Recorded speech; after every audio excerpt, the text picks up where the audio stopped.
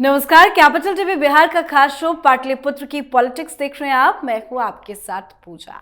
लगता है विपक्ष का इंडिया गठबंधन बस इसलिए बना है कि कभी सनातन का अपमान करो, हिंदू देवी देवताओं पर अभद्र टिप्पणी करो, भाषा और जाति के नाम पर देश को बांटने का काम करो। दरअसल ऐसा मैं इसलिए कह रही हूं क्योंकि आए दिन विपक्षी नेताओं की तरफ से कुछ ऐसे ही विवादास्पद बयान सामने आते हैं। और अब जेएम की सांसद दयानिधि मारन का एक वीडियो सामने आया जिसमें उन्होंने कहा कि उत्तर प्रदेश और बिहार के हिंदी बोलने वाले लोग तमिलनाडु में आते हैं और यहां कंस्ट्रक्शन मजदूर या सड़कों और शौचालयों की सफाई का काम करते हैं। क्लिप में मारन अंग्रेजी और हिंदी सीखने वाले लोगों की तुलना करते हुए भी सुना जा सकता है। वो कहते हैं कि अंग्रेजी वाले आईटी कंपनियों में चले जाते हैं जबकि हिंदी वाले छोटी मोटी नौकरियां करते रह जाते हैं। तो मारन के इस बयान पर जारी राजनीति को लेकर ही चर्चा करेंगे। मेरे साथ स्टूडियो में मौजूद हैं कैपिटल टीवी के editor in chief doctor Manish Kumar. Doctor साहब, बहुत बहुत स्वागत है आपका। धन्यवाद। मारन का ये बयान और बिहार के लोगों का इस तरह से अपमान पर नीतीश कुमार क्यों चुप है? देखिए, जैसे जैसे वक्त बीत रहा है मैं एक चीज को नोट करता जा रहा हूं जी।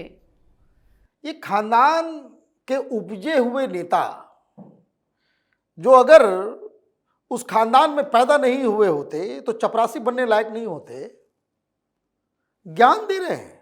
ये समझ में नहीं आता है कि इतने बड़े बड़े नेताओं के बेटे, उसके परिवार के लोग इतने मूर्ख कैसे हो जाते हैं। ये मारन, इसको कुछ मालूम भी है। आईटी पढ़ते हैं। जितने बड़े इंजीनियरिंग इंस्टीट्यूट हैं देश भर में, उसमें बिहारियों की संख्या, यूपी वालों की संख्या सबसे ज्यादा है। जितने भी बड़े बड़े मेडिकल कॉलेजेस हैं उसमें यूपी बिहार वालों की संख्या सबसे ज्यादा है। मूर्खतापूर्ण बयान देना बंद करना चाहिए इन बेवकूफों को। यूपीएससी की लिस्ट आती है, मारन को चश्मा दे कोई और जाकर के पता करे कि हिंदुस्तान के सबसे टफेस्ट एग्जाम के अंदर सबसे ज्यादा संख्या यूपी बिहार वालों की होती है। तमाशा बना रखा है।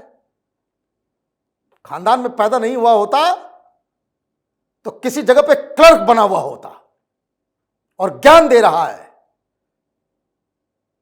लेकिन ये तो फैक्चुअल रॉन्ग तो किया ही, लेकिन नेता है तब तो राजनीति के चश्मे से तो देखना ही पड़ेगा। क्या हो गया नीतीश बाबू को, क्या हो गया लालू यादव को, तेजस्वी यादव को? बिहारियों को गाली सुलवाने का काम कर रहे हो कि?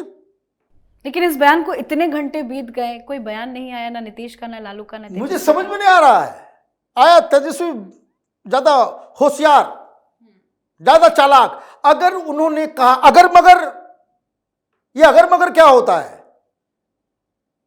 बयान देखो, हर जगह पे है, ट्विटर पे है, मोबाइल पे, हर जगह है। बयान देखो, रिएक्शन दो। लेकिन है क्या भाई, इनको भी राजनीति करनी है, इंडिया गठबंधन में रहना है। बिहारियों को गाली पड़ता है, पढ़ने दो, क्या अंतर पड़ता है? बिहारियों को वैसे ही हम लोगों के खानदान ने मूर्ख बना। ये खानदानी लोगों की ये दिक्कत है। नीतीश बाबू को क्या हो गया भाई? क्या करवाना चाह रहे हो तुम लोग बिहारियों को गाली? नीतीश बाबू का अभी तक बयान नहीं आया।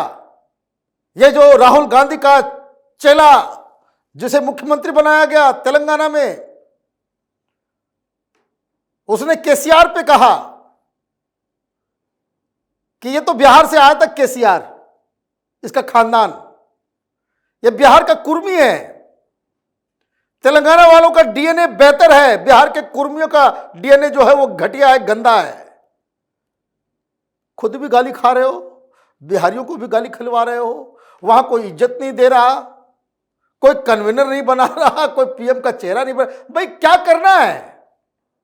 वो क्या मैंने आजकल क्या ये लोग सबसे लास्ट वाला रोटी खा रहे हैं क्या? मती मारी गई है इन लोगों की। बिहारी प्राइड को इस इंडिया वाले ने झकझोरा है। अगर ये कांग्रेस पार्टी के लोग, ये नीतीश कुमार की पार्टी के लोग, ये लालू यादव के आरजेडी के लोग मारन के खिलाफ एक्शन नहीं लेते हैं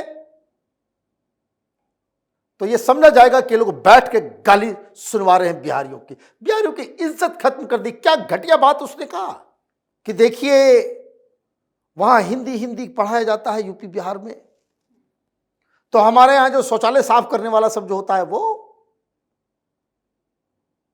बिहारी यूपी का होता है। अच्छा, अपने स्टेट में आईएएस और आईपीएस की लिस्ट निकालो, हाँ, मालूम चल जाएगा भाई कितने क्या है नहीं है। लेकिन ये गाली क्यों पड़ रही है और ये क्यों नहीं बोल रहे हैं, ये भी समझना जरूरी है कि इनकी बोलती क्यों बंद हो गई है। कारण क्या है, ये लालू खानदान और नीतीश कुमार पिछले 30-40 साल में है, इसमें बीजेपी भी शामिल है, कोई इससे बचा हुआ नहीं है।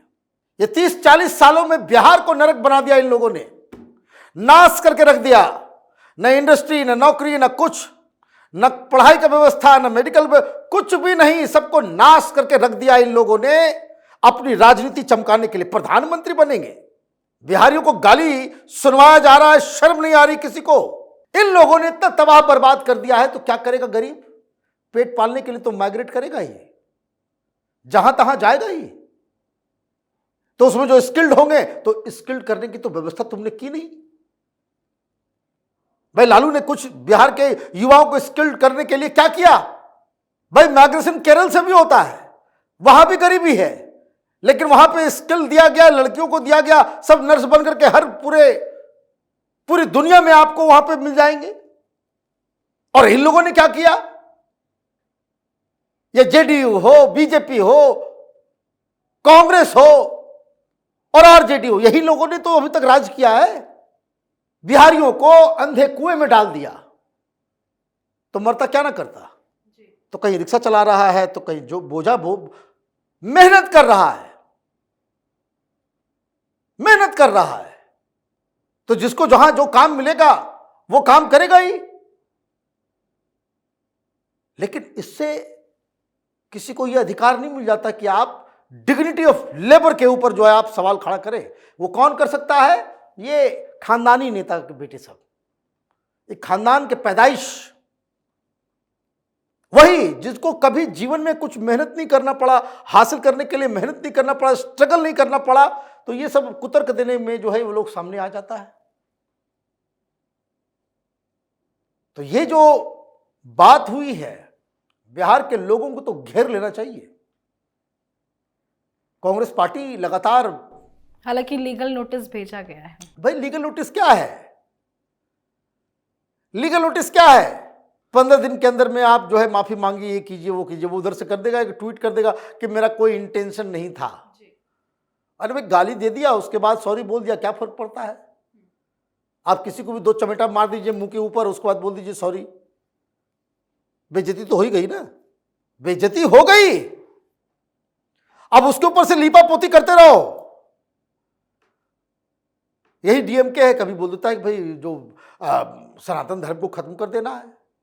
ये खड़गे पिछली बार बोल रहे थे कि भाई ये जो बीजेपी अगर 2019 में जीत गई तो सनातनियों की सरकार बन जाएगी, इससे प्रॉब्लम है इसको, खड़गे को प्रॉब्लम है उसको।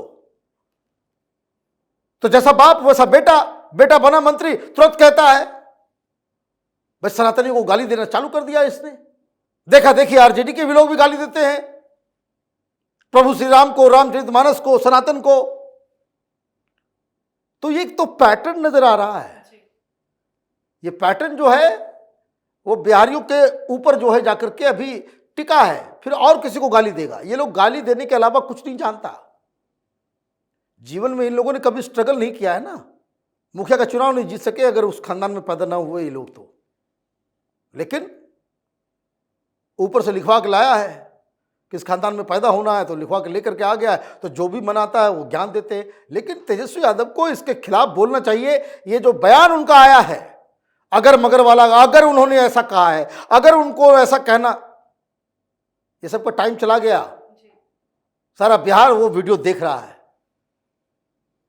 तो ये बहुत ही शर्मनाक है और ये इंडिया गठबंधन वालों को ये अपने जवान को संभाल के रखना चाहिए। जिस तरीके से आए दिन जो बयानबाजी हो रही है, ऐसा ना हो कि भारतीय जनता पार्टी 50 के ऊपर का वोट परसेंटेज लेकर के बैठ जाए देश के अंदर में, फिर कटोरा लेकर के ये घूमते रह जाएंगे, कभी केंद्र में कोई सरकार नहीं बना पाएंगे। जी, बहुत बहुत धन्यवाद बातचीत के लिए। धन्यवाद। तो डीएमके नेता दयानिधि मारन के यूपी और बिहार के लोगों पर की गई विवादित टिप्पणी को लेकर सियासी घमासान जारी है। एक और बीजेपी जहां लगातार इस मुद्दे पर लालू प्रसाद यादव और नीतीश कुमार को घेर रही है, वहीं सवाल यही खड़े हो रहे हैं कि बिहार के अपमान पर नीतीश लालू क्यों चुप है। इस पे आप अपनी राय कमेंट कर लिखें। देखते रहिए कैपिटल टीवी बिहार। नमस्कार।